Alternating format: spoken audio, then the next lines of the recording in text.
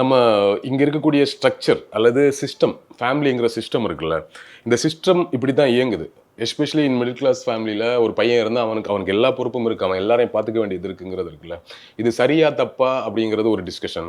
அல்லது இந்த குடும்ப அமைப்பே ஏகப்பட்ட பிரச்சனைகள கிரியேட் பண்ணுது. அதெல்லாம் அந்த குடும்ப அமைப்பே உடைச்சுட்டு வெளிய வாங்கன்னு பேசுறது, அது ஒரு தனி டிஸ்கஷன். இப்படி ஏகப்பட்ட டிஸ்கஷன் இருந்தா கூட, எதார்த்தம் வந்து இப்படி தான் இருக்கு. இந்த எதார்த்தத்துக்குள்ள தான் நம்ம வாழ வேண்டியது இருக்கு.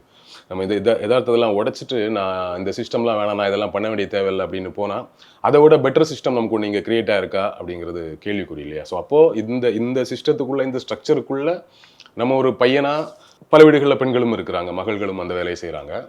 இந்த படத்த பத்தி பேசுறதுனால பையன்னு சொல்றேன். ஸோ பையனா நம்ம என்ன என்ன பண்ணணுங்கிற ஒண்ணு இருக்குல்ல. அது உண்மையாவே ஒரு பெரிய வேதனை தான். ஒரு பிரச்சனை தான். அதுக்கு நடுவுல இருக்கக்கூடிய கொஞ்சம் கொஞ்சம் சந்தோஷங்கள பேஸா வச்சுட்டு, அந்த அன்ப பேஸா வச்சுட்டு, இவ்வளோ பிரச்சனைய ஒரு ஆண் அல்லது ஒரு மகன் எதிர்கொள்றது இருக்குல்ல, அத ரொம்ப அற்புதமா இந்த படத்துல வந்து காமிச்சுட்டாங்க. ஸோ அதுதான் எனக்கு இந்த படம் ரொம்ப புடிச்சு போனதுக்கான காரணமா இருக்கு.